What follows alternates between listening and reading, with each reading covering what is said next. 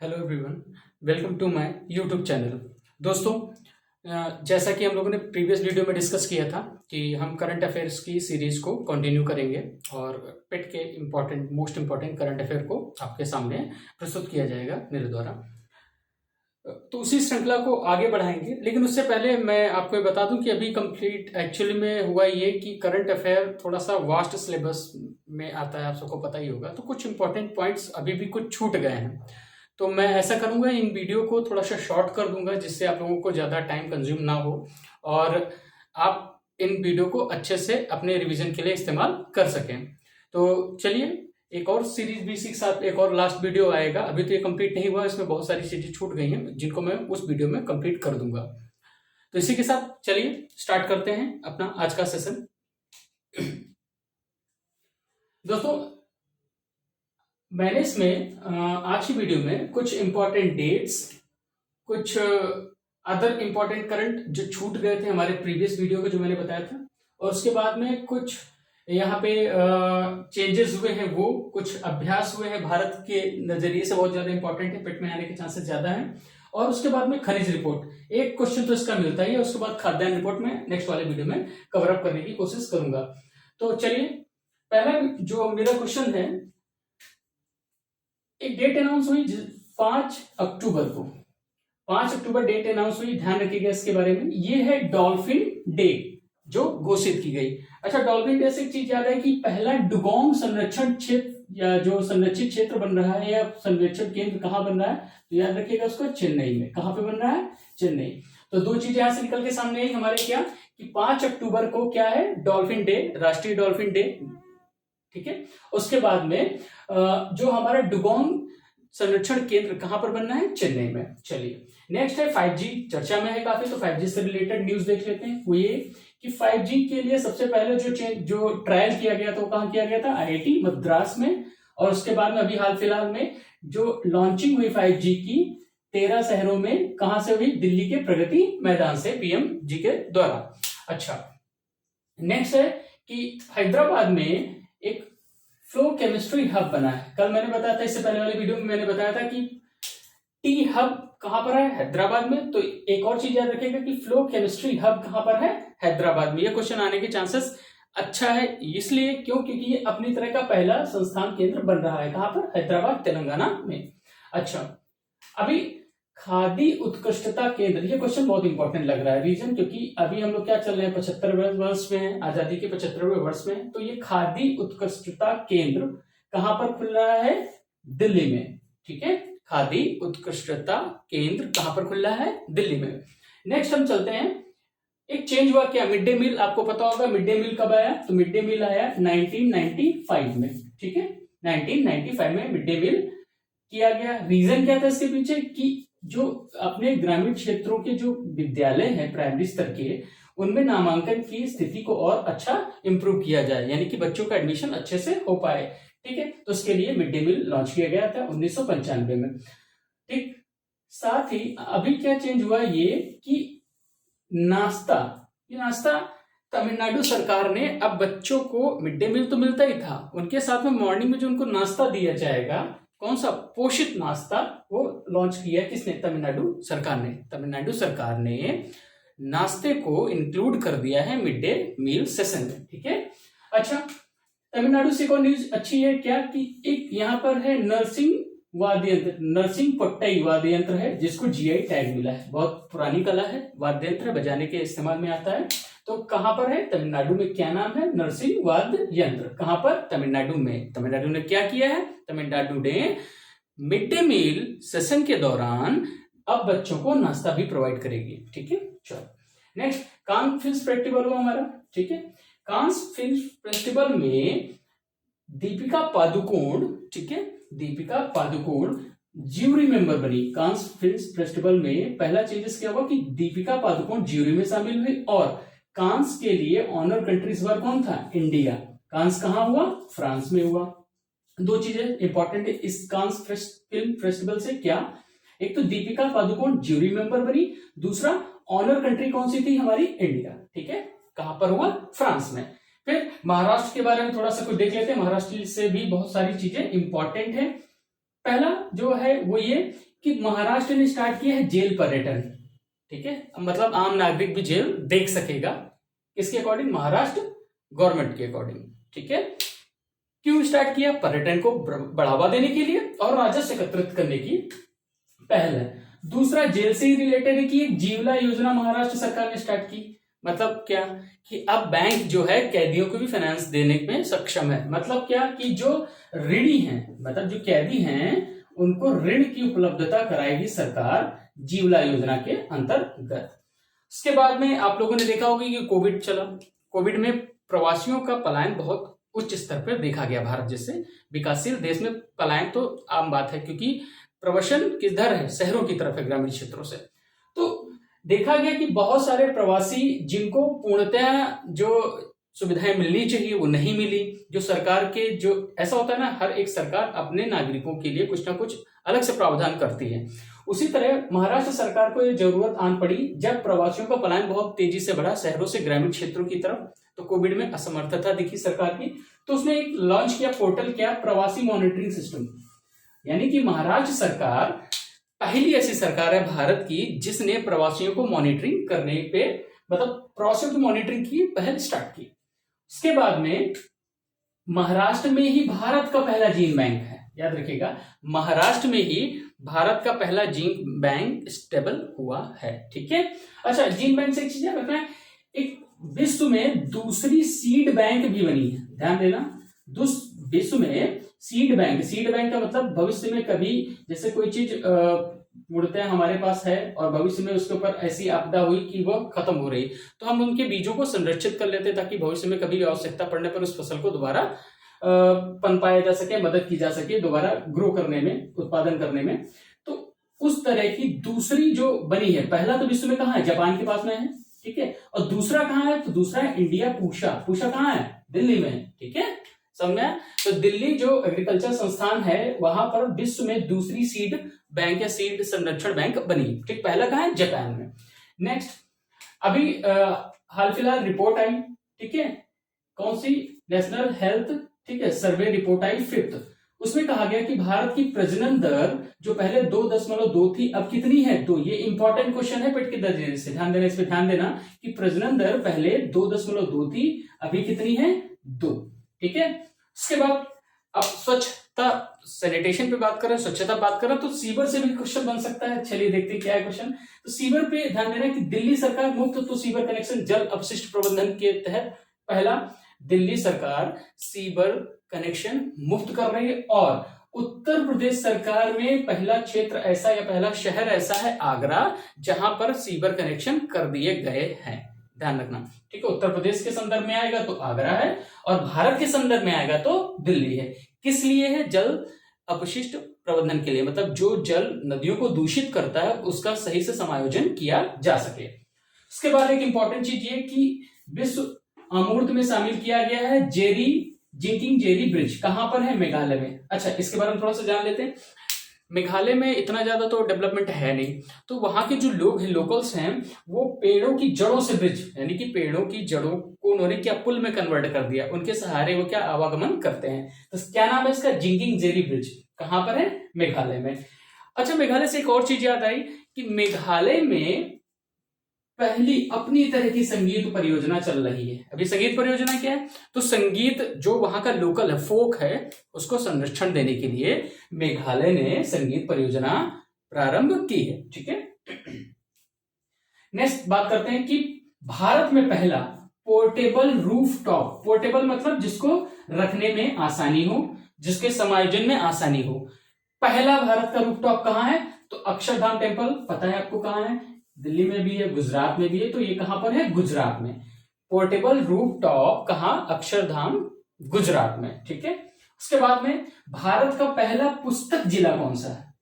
तो कौन सा है? पुस्तक जिला, मतलब जिला स्तर पर, ठीक है, जिला स्तर पर पुस्तकालय का प्रबंधन कर दिया गया है। ठीक है, तो वो कौन सा है भारत का पहला? तो वो है जामताड़ा, झारखंड। क्या नाम है इसका? जामताड़ा, झारखंड। उसके बाद में बात कर, इसको जामताड़ा भी बोलते हैं, जामताड़ा। ठीक है, कहां है? झारखंड में। क्या है? पहला पुस्तक जिला किसका? भारत का। ठीक है, उसके बाद में आजादी का अमृत महोत्सव चल रहा है हमारा। तो 75वें साल में हम एंटर कर चुके हैं, 75 साल तो हम सेलिब्रेट कर रहे हैं, राइट। तो इसी के साथ में 75वें साल के संदर्भ में ही एक मनाया गया बिजली महोत्सव। क्या मनाया गया? बिजली महोत्सव। बिजली महोत्सव में 3 राज्यों ने पार्टिसिपेट किया। कहां कहां? मणिपुर, उड़ीसा और छत्तीसगढ़। ठीक है, मणिपुर, उड़ीसा और छत्तीसगढ़। ठीक, क्लियर?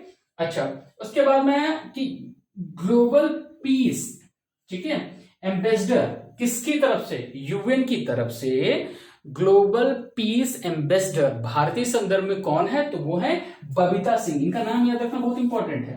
क्या नाम है इनका? बबीता सिंह। क्या है? Global piece ambassador. कहां से? यूएन से, राइट। उसके बाद में एक ब्रिज है, विश्व का सबसे ऊंचा ब्रिज, वो कहां है? वो है चेनाब नदी पर, और चेनाब नदी से बन रहा है। ठीक है, चेनाब नदी से एक और इंपॉर्टेंट चीज की पूछेगा आपसे कि क्वार परियोजना किस नदी पर है, चर्चा में रही है, पाकिस्तान को इससे बहुत ज्यादा एलर्जी थी।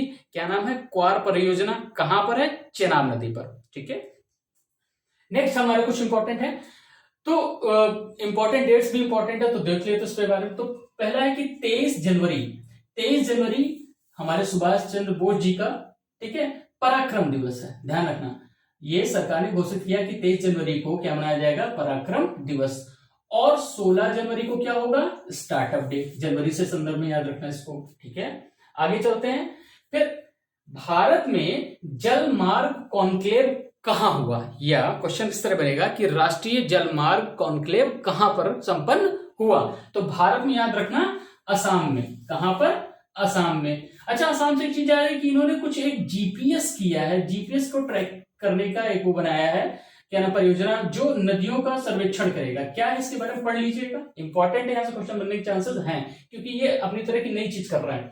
उसके बाद में हरियाणा सरकार के बारे में मैंने बताया था आपको, चारा बिछाई योजना आपको तैयारी होगी। ठीक है, तो चारा बिछाई के साथ एक इंपॉर्टेंट चीज है कि उन्होंने पुरस्कार स्टार्ट किया है। तो हमारी स्वर्गीय पूर्व जो हमारी विदेश मंत्री थी, क्या नाम था उनका? सुषमा स्वराज जी का नाम का पुरस्कार स्टार्ट किया है। किसने स्टार्ट किया है? तो हरियाणा सरकार ने। क्या स्टार्ट किया है? सुषमा स्वराज पुरस्कार दिया जाएगा। किसकी तरफ से? हरियाणा सरकार की तरफ से। ठीक है, उसके बाद कुछ इंपॉर्टेंट इंडेक्स हैं, बहुत सारे इंडेक्स हैं लेकिन सब नहीं पढ़नी, तो कुछ इंपॉर्टेंट जो प्रोबेबिलिटी मैक्सिमम रखते हैं आने की। एक तो है आपकी हैप्पीनेस इंडेक्स। हैप्पीनेस इंडेक्स में भारत का नंबर कितना है? 136। ठीक है, हैप्पीनेस इंडेक्स में भारत का कितना है नंबर? 136। उसके बाद में एसडीजी की बात करते हैं, सस्टेनेबल डेवलपमेंट गोल कितने हैं? 17। कब तक प्राप्त करने हैं? तो ये प्राप्त करने हैं 2030 तक प्राप्त करने हैं। इसी के संदर्भ में जब एसडीजी रैंकिंग आई, उसमें भारत का नंबर कितना है? 120। ठीक है, उसके बाद करप्शन परसेप्शन इंडेक्स में भी देख लेते तो करप्शन परसेप्शन इंडेक्स भी इंपॉर्टेंट है, उसमें भारत का नंबर कितना है? 85। ठीक है, चलो मैं रिवीजन करा देता हूं एक बार फिर से। हैप्पीनेस में हम है 36, यानी कि 136, एसडीजी में है हम 120, और उसके बाद में करप्शन परसेप्शन इंडेक्स में कितने हैं? 85। लास्ट टाइम मैंने बताया था, बहुत इंपॉर्टेंट है, निष्पादन, पर्यावरण निष्पादन सूचकांक, जिसमें हमारी रैंक कितनी है? 180। उसके बाद हरियाणा से एक और टॉपिक इंपॉर्टेंट है, वो ये कि विश्व शांति केंद्र, मतलब भारत का पहला विश्व शांति केंद्र कहां बन रहा है? हरियाणा में। तो हरियाणा से 3 चीजें दिमाग में रखना। पहला तो क्या कि पहला हमारा चारा बिछाई योजना इंपॉर्टेंट है, किसानों के संदर्भ में भी है, तो इसलिए आने के चांसेस हैं। दूसरा, सुषमा स्वराज पुरस्कार स्टार्ट करेगी। तीसरा, पहला विश्व शांति केंद्र हरियाणा में बन रहा है। और हरियाणा से बहुत सारी चीजें हैं, बट ये सारी चीजों पे ध्यान देना जो करंट में चर्चित रही। ठीक है, उसके बाद में भारत का पहला ड्रोन स्कूल कहां बन रहा है? तो भारत का पहला ड्रोन स्कूल बन रहा है ग्वालियर मध्य प्रदेश में। पहला ड्रोन स्कूल कहां है? ग्वालियर मध्य प्रदेश में। ठीक है, उसके बाद में कर्नाटक के बारे में देख लेते हैं, सॉरी केरल के बारे में देख लेते हैं। तो केरल बहुत चेंजेस करता रहता है, और क्योंकि विकसित है काफी, लिटरेसी रेट बहुत ऊपर है, तो ये चेंजेस करता रहता है। अभी हाल फिलहाल में क्या हुआ कि पहला बर्ड एटलस जारी किया है, किसने? केरल ने। पहला बर्ड एटलस जारी किया है किसने? केरल ने। उसके बाद में डिजिटल यूनिवर्सिटी, भारत की पहली डिजिटल यूनिवर्सिटी कहां पर है? केरल में स्टेबल है। दूसरी कहां है? ये भी इंपॉर्टेंट है, दूसरी कहां है? तो जोधपुर राजस्थान में। क्लियर? उसके बाद एक वैक्सीन अभी जो हाल फिलहाल में डीजीसीआई ने अभी अप्रूवल दिया है इसको, इसके जो आपातकालीन इस्तेमाल के लिए अप्रूवल दे दिया है। क्या नाम है उसका? कार्बोवैक्स नाम है। कितने ये जो आयु वर्ग के लिए है ये, तो ये है, इसके लिए ध्यान देना, ये 12 से 18 साल के बीच के लोग, बच्चों को या जो जन सामान्य है उनको दिया जा सकता है। कौन सा? कार्बोवैक्स। कितना है आयु वर्ग इसके बीच में? तो ये है 12 से 18 साल। उसके बाद में बात करते हैं कि भारत में पहला अपनी तरह का 3D आई केयर सेंटर, मतलब क्या? आंख केंद्र, 3D आंख केंद्र कहां पर है? तो ये चेन्नई में स्टेबल है। ये भी इंपॉर्टेंट क्वेश्चन है, ठीक है। तो देखिए ये सारे क्वेश्चन जो है ना इंपॉर्टेंट है, केवल उसकी दृष्टि से मैंने इनको इंक्लूड किया है, ठीक है। वरना करंट तो बहुत विस्तृत होता है, हर चीज इंपॉर्टेंट है हमारे लिए, लेकिन उनमें से भी बेहतर निकालना काफी टफ होता है, वही आपके सामने है, ठीक है। अच्छा, एक यहाँ पे कुछ छूट गया था, ये एमबी राम प्रसाद बिस्मिल का नाम दिमाग में रखना। एमबी राम प्रसाद बिस्मिल का नाम याद रखना। क्यों याद रखना? क्योंकि ये भारत का पहला सबसे बड़ा जहाज है जिसने नदी पर गमन किया। भारत का पहला सबसे बड़ा जहाज है जिसने नदी पर गमन किया। नदियों का मेल क्या था? गंगा और ब्रह्मपुत्र। क्या नाम है इनका? एमबी राम प्रसाद बिस्मिल जहाज, याद रखना, ठीक। उसके बाद में बात करते हैं डिजिटल जस्टिस क्लॉक कहां लगी। ये भी इंपॉर्टेंट क्वेश्चन है, पूछा जा सकता है। तो ये कहां लगी? गुजरात में। भारत में प्रथम डिजिटल जस्टिस क्लॉक कहां लगी? तो वो गुजरात में, ठीक है, गुजरात हाईकोर्ट में, याद रखना। इसके बाद में बात करते हैं कि यहां पर देखो हर एक जो अभी इसमें दिया गया ना कि देश के संदर्भ राजधानी, ये तो पेट में सिलेबस में दिया गया, तो हर एक राष्ट्र के बारे में इतना ज्यादा हम नहीं बता सकते हैं, लेकिन कुछ चीजें जो भारत के संदर्भ में हाल फिलहाल में बहुत चर्चित रही हैं उनके संदर्भ में आपकी जानकारी अच्छी होनी चाहिए। वहां से क्वेश्चन बनने के चांसेस पेपर में ज्यादा रहता है। हिट एंड स्ट्राइक इसी को बोलते हैं, ठीक। उसमें क्या हुआ कि फिलीपीन आपको पता होगा चर्चित में है। क्यों? क्योंकि ब्रह्मोस खरीद रहा है 350 मिलियन के हमसे, राइट। तो इसमें क्या हुआ, अभी जो इसके प्रेसिडेंट बने उनका नाम है मार्कोस, याद रखना इनके बारे में। मार्कोस है प्रेसिडेंट, कहां के? फिलीपीन के, ठीक है। उसके बाद में फ्रांस भी चर्चित है, हमसे अच्छे खासे संबंध है और अभी भी चर्चा में रहा है, ठीक है। वो क्या कि यहाँ के जो प्रेसिडेंट वो तो पता होगा इमानुएल मैक्रोन है, ठीक है। लेकिन यहाँ के जो पीएम है वो बोर्नो बने। कौन सा? एलिजाबेथ बोर्नो, ठीक है। कौन है? एलिजाबेथ बोर्नो। प्रेसिडेंट कौन है? Emmanuel Macron, right. ये है फ्रांस के संदर्भ में। फिलीपींस के संदर्भ में हम देखें तो यहाँ के जो प्रेसिडेंट है वो कौन है? मार्कोस, याद रखना इस चीज को। अच्छा, अब चलते हैं कुछ 5 मई विश्व स्वच्छता दिवस, ये भी इंपॉर्टेंट है, इस पर भी ध्यान देना। 5 मई को क्या मनाया गया? विश्व स्वच्छता दिवस। क्यों इंपॉर्टेंट है ये भी मैं बता दूं आपको, क्योंकि कोविड का समय चल रहा था, हाथों की स्वच्छता के ऊपर बच्चन साहब ने बहुत कुछ बोला, तो उसी से रिलेटेड ध्यान रखना इसको कि ये विश्व स्वच्छता दिवस 5 मई। अच्छा, आईएलओ, ठीक है, इंटरनेशनल लेबर ऑर्गेनाइजेशन, इसकी पदवी यानी कि जो इसके उच्च अधिकारी हैं, सर्वोच्च अधिकारी से बोलते हैं अध्यक्ष, वो कौन है? गिलबर्ट साहब, याद रखना इनका नाम, ठीक है, गिलबर्ट साहब, ठीक है। ये टोंगो के हैं, याद रखना इनका नाम, ये टोंगो से रिलेट करते हैं। फिर विश्व में और भी कुछ बड़े अच्छे इंपॉर्टेंट बदलाव हो, ये कि जानवरों को अब एक जीवित अधिकार मिलेगा। जैसे मानवों को अधिकार है वैसे जानवरों को भी अधिकार देगा। कौन देगा? इक्वाडोर। इक्वाडोर कहां पे है? तो साउथ अमेरिकन कंट्री है, ठीक है, याद रखना इसके बारे में। कौन? जानवरों के लिए जो आधिकारिक तौर पे जो घोषणा कर दी गई वो कहां कर दी गई है? इक्वाडोर में। अब कुछ इंपॉर्टेंट युद्धाभ्यास जो बहुत इंपॉर्टेंट है अभी के दृष्टि से, वो है तो बहुत सारे बट कुछ मैंने इंपॉर्टेंट यहाँ पिक किए हैं। पहला तो दशलिक उज्बेकिस्तान में हुआ, मैंने भी बताया था। उज्बेकिस्तान इसलिए इंपॉर्टेंट है, अभी कुछ हुआ था वहां पे, क्या हुआ था? समरकंद में कुछ हुआ है, क्या हुआ? एससीओ हुई है, तो इसलिए उज्बेकिस्तान चर्चा में रहने के चांसेस हैं। तो उज्बेकिस्तान यानी कि दशलिक जो सैन्य अभ्यास है वो भारत किसके साथ करता है? तो उज्बेकिस्तान के साथ। दशलिक उज्बेकिस्तान इंडिया, दशलिक उज्बेकिस्तान इंडिया। उसके बाद में सबसे इंपॉर्टेंट, इसका तो नाम ही लोग भूल जाते हैं जल्दी, लेमेटिए, ठीक है, ये लेमेटिए हम लोग बोलते हैं लेकिन इसको बोला जाता है, प्रोनाउंसिएशन करेंगे लेमेटिए। तो लेमेटिए किसके साथ किया है इंडिया ने? सेशेल्स के साथ में। किसके साथ किया? सेशेल्स के साथ में। नेक्स्ट है ईस्टर्न ब्रिज। तो ईस्टर्न ब्रिज हम चलते हैं थोड़ा सा पश्चिम साइड में, तो देखते हैं वहां पर पड़ता है देश ओमान।